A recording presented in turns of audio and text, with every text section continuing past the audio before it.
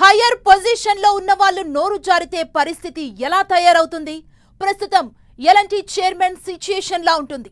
ప్రతి వాళ్ళు ఇంట్లో భార్యల ముఖాలు ఎన్ని గంటలు చూస్తారు? వచ్చి వారానికి 90 గంటలు పని చేయండంటూ పిలిపించారు. అంతేకాదు అసలు భార్యలు మాత్రం ఎందాకని భర్తల్నే చూస్తుంటారు కూడా అంటూ కామెంట్ చేశారు. దీంతో రగలాల్సిన అగ్గిరగిలింది. దీపికా పదుకునే, గుత్తా జ్వాల సహా అనేక మంది సెలబ్రిటీలు ఆయనకి లెఫ్ట్ అండ్ రైట్ ఇచ్చుకున్నారు.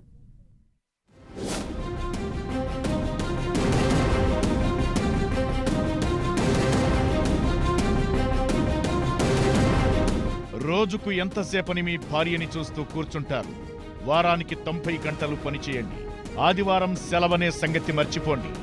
ఇలా Larsen and Toubro chairman Subrahmanyan comment చేశారో లేదు, సెలబ్రిటీలతో సహా ఇతర రంగాల ప్రముఖులు ట్రోలింగ్ కు దిగారు.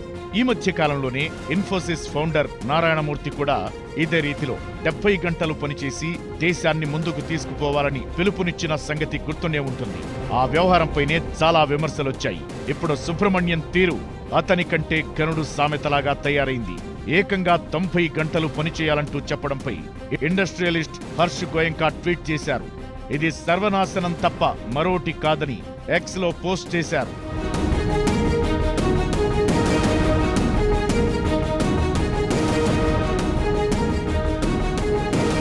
వారానికి 90 గంటల పని అంటే సండేని సన్ డ్యూటీగా, డే ఆఫ్ అనేది జస్ట్ ఓ ఫీలింగ్ గా మాత్రమే మార్చండి.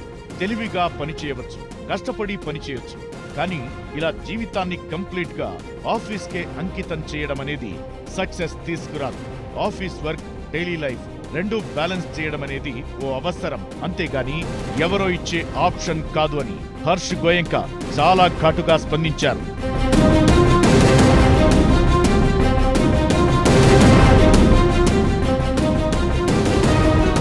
ఎల్ఎన్టీ చైర్మన్ కామెంట్ల ప్రకారం రోజుకు 13 గంటలు పనిచేసేవారు పనిమంతులవుతారు. ఇది గొడ్డు చాకిరీ తప్ప వేరోటి కాదు. ఇది ఆయన అభిప్రాయమే అయినా కూడా ఇతర రంగాల వారిని కూడా ఈ కామెంట్ కదిలించింది. అందుకే star heroine Deepika Padukone LNT chairman అభిప్రాయాన్ని తప్పుబట్టారు. అసలు మహిళలని ఇది కించపరచడమే అని ఉన్నత స్థాయిలో ఉన్న వ్యక్తులు స్పందించాల్సిన తీరు ఇది కాదన్నారామె.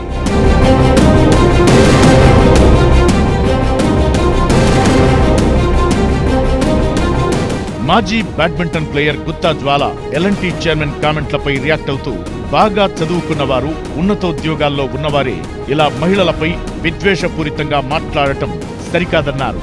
తమ చైర్మన్ కామెంట్స్ బ్యాక్ ఫైర్ కావడంతో ఎల్ఎన్టీ ఓ వివరణ జారీ చేసింది. 80 ఏళ్లుగా తమ కంపెనీకి జాతి నిర్మాణమే ప్రధాన లక్ష్యమని, దేశం ఇంకా డెవలప్ కావాలంటే అసాధారణ కృషి అవసరమనే కోణంలోనే సుబ్రహ్మణ్యం అలా మాట్లాడారంది. అయితే కంపెనీ తరపున ఇలాంటి కవరింగ్ ప్రకటన ఎలా వచ్చినా ఈలోపే జరగాల్సిన డ్యామేజ్ జరిగిపోవడంతో నెటిజన్ల ట్రోలింగ్ ఆగలేదు.